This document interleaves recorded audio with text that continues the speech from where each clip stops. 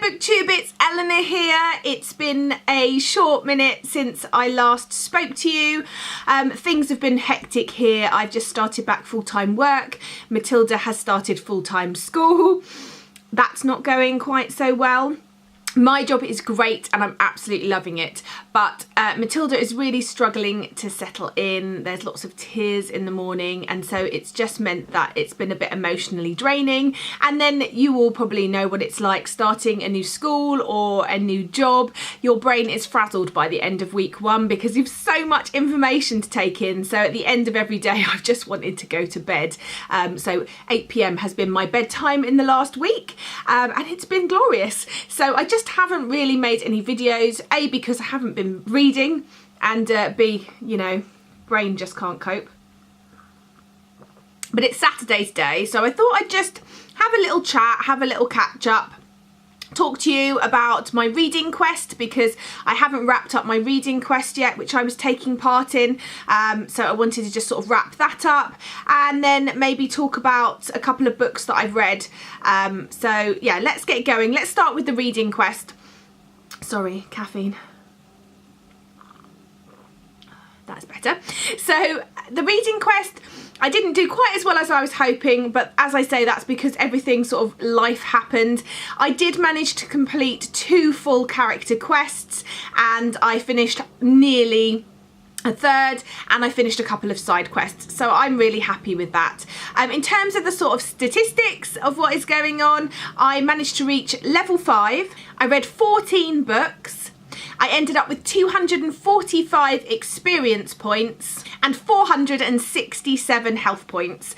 I don't know how that sort of tallies up with everyone else. I haven't had a chance to look. I didn't enter into sort of the competition at the end because I was just too tired, and I haven't managed, and really I was just doing this for fun. But I'm really pleased with what I managed to achieve over the time, and I'm definitely going to be participating in any sort of readathon like this again. It was great fun, and I really enjoyed sort of doing the quests and getting into it and writing my points down. And speaking of that, don't forget that my readathon that I'll be running with Janet from Swirly Girly Reads, the Bookbusters, is going to be taking place starting the 30th of September. So keep an eye out on my channel for my TBR for that. If you haven't seen the video about that, announcing it and letting you know what it's about, then I will put it in the cards up here, and go and check it out if you want to take part. You can copy the photos, I think, or take the photos off of Instagram. I did post the photos of the bits that you need.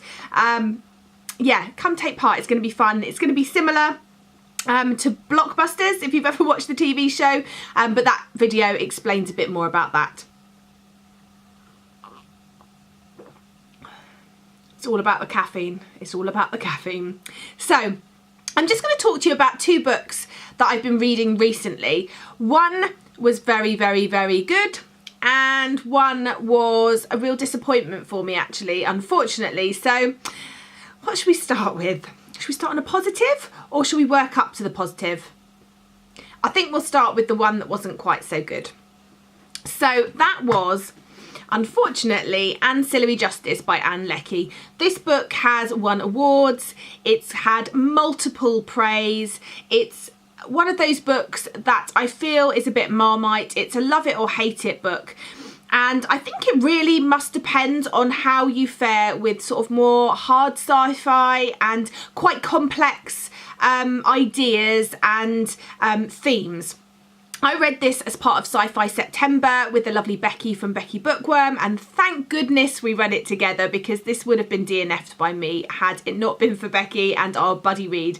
I was determined this time we would finish a book on a buddy read. We've had a notoriously bad run of things, and I really wanted to complete a book buddy read together, and I'm really pleased I finished it, but I definitely won't be carrying on. The biggest problem with this for me was that I just couldn't get my head round everything. I couldn't get my head round the concepts and the ideas. Now, I'm going to tell you the synopsis from what I can gather, because I still don't know if I got the synopsis right. So we've got our main character, Breck, and we're following this story. It's split into past and present for about 2/3 of the story. And in the past, we're learning that Breck was a ship and there are AIs, and there are ancillaries, which are sort of humans, I think, that have been sort of taken on the consciousness of one being. So one being could have multiple, like hundreds of ancillaries who could be all over a planet, and when they go to take over a planet and they call it the annexation, they use the ancillaries to sort of lead the wars and to, you know, take over, I think. This is terrible. I'm not really going to be able to sell it to you or not sell it to you because I'm not 100% sure I got it right. And then in the present, we know that Brett is on her own. Something's happened. She's torn away from this life and her ship, and she's looking for revenge of some sort against somebody. And we're sort of following that and the people that she meets who sort of help her along the way. I got on much better with these sort of present sections. I felt like there was less to get my head around if I sort of ignored her past and just thought of them as, you know, people on a quest to she was looking for something, and then she was going to go and have revenge, and I could get my head around that. But I really just struggled.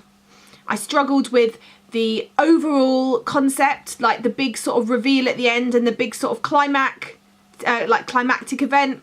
I struggled to get my head around that concept. It was too difficult for me. I mean, if I'm going to be perfectly honest, it was just too difficult. I just couldn't. My brain doesn't work that way. It just couldn't. And maybe I would have fared a bit better had it not been a really busy time for me, but I don't really think it would have done. I don't want to make excuses. It was just too complex ideas for me. And I suggest if you want a bit more of a coherent idea about this book, check out Becky's video when she uploads it talking about it, because she really understood it a lot more than me. So, and ultimately I think she enjoyed it and ended up rating it higher than me. She got on much better. I think she might be carrying on, but it just wasn't for me. So I gave this one 2 stars. Just to give you an idea of my rating scale, 1 star doesn't really happen for me, because for me a 1 star is a DNF really. So this was just scraping through on a 2 stars because I did quite like the present sections. So, you know, that's that one. Let's get rid of that one. Okay, so now on to the really, really good one. Caffeine. Right, it'll come as no surprise that this book that I gave 5 stars is a book by Shauna Maguire. This is Dusk or Dark or Dawn or Day. Shauna Maguire can do no wrong for me. I'm finding that the writing style is just perfect for what I want. I really, really, really liked this. I didn't love it quite as much as I've loved Every Heart Is a Doorway and Down Among the Sticks and Bones, but as a standalone book I thought this was really, really good.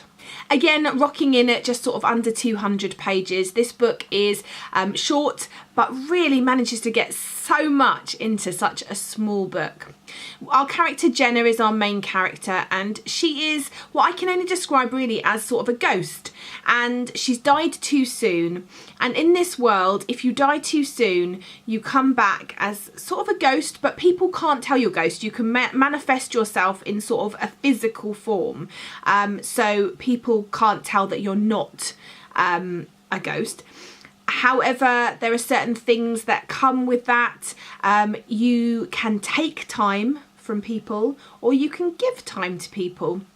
And ultimately, as a ghost, when you reach the age by taking the time, by giving the time, when you reach the age where you would have naturally died, so not died too soon, then you die, you go on into the afterlife, whatever that may be. So say you are someone that has decided to commit suicide as a teenager, and gone through with that, but your real time shouldn't have been till you were 70, you would come back as a ghost and take that time through.